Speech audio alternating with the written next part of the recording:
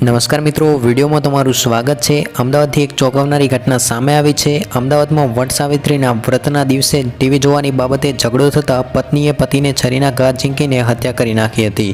તો મિત્રો, અમદાવાદથી ચોંકાવનારી ઘટના સામે આવી છે, જેમાં પત્નીએ પતિને મોતને ઘાટ ઉતારી દીધો છે અને સમગ્ર ઘટના અમદાવાદના વિસ્તારની છે।